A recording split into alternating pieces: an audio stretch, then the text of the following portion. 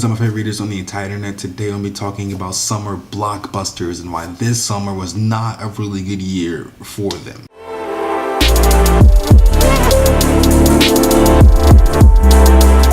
Alright, so out of the top 10 grossing films that came out this summer, only 2 or 3 of them, whichever way you want to count Wonder Woman, are actually original movies that are not a sequel or remake of another movie. And those 2 being Baby Driver by Edgar Wright and Dunkirk by Christopher Nolan. And the problem is majority of these movies that came out this summer are actually just sequels and remakes. The thing is, majority of the top 10 movies that came out this summer were actually new original movies. These original movies reviewed way higher than their sequels and remake counterpart. Critics and audiences loved the new content that was coming out from Hollywood. Like Edgar Wright's Baby Driver, I think has a 93% on Rotten Tomato. And Dunkirk by Christopher Nolan also has 93% on Rotten Tomato as well. Both of these movies took artistic statements that made them stand out amongst the crowd of sequels and remakes that came out this summer. And you would think if audiences and critics both love these movies and they're being so praised that they would actually have a really high box office. And the majority of the top grossing films are actually just sequels and remakes. This summer's top grossing film in order is Wonder Woman, Guardians of the Galaxy Volume 2, Spider-Man Homecoming, Despicable Me 3, and Dunkirk. And you should be thinking how people don't like original movies. It's not that people don't like original movies, it's just the fact that people are scared to watch original movies. Like most things, there's multiple reasons why this problem actually exists.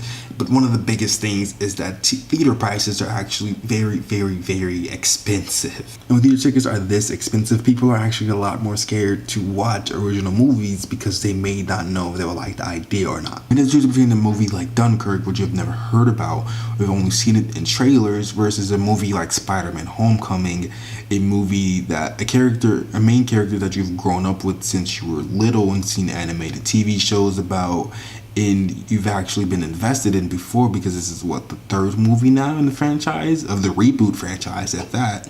You now have an audience who feels like they should give Spider-Man a bigger try because they're more familiar with it. Hollywood has actually noticed this trend and been gearing way more towards sequels and reboots, because if you're more likely to go watch a sequel and reboot, then why should they try and do all the investments of getting a new idea? And this summer was actually the lowest summer box office in a decade. There's multiple problems with this summer. Like, a lot of the movies that came out this summer were actually targeting the same audience. Don't get me wrong, all movies that anytime they come out are competing with the audience. But all of these movies were competing for the same exact audience, minus Despicable Me 3, which is why I was able to clean up so easily. Wonder Woman, Guardians of the Galaxy 2, Spider-Man Homecoming, Despicable Me 3, Pirates of the Caribbean, Dead Man Tells No Tales, War of the Planet of the Apes, and Transformers The Last Night. The list actually goes on. All of these movies target the same audience. And that's kind of the problem. People aren't going to the movies more. They're going less often now because the tickets are so expensive. So when you have all these movies coming out competing for each other for the same exact audience, what ends up happening is this audience is just going to choose one movie and go watch that. And then you have some outliers who will be your loyal fan base and will go see your movie no matter what's competing with it. Like all these movies. Come on, no, not right now, come on. I'm having trouble Alexa, connecting to the internet. Shut up. Take a look at the help section in your Alexa app. I'm not looking at it. Alright, so if you're a parent and it's Friday night, you want to take your kids out to the movies, which movie would you pick from? Honestly, you only have 2 movies that really do target kids, and that's Despicable Me 3 and Cars 3. Yes, Transformers and Spider-Man Homecoming do target the younger audience. They don't target the way Despicable Me 3 and Cars 3 actually target younger audiences. So with those only 2 movies targeting kids, they were allowed so much of the market.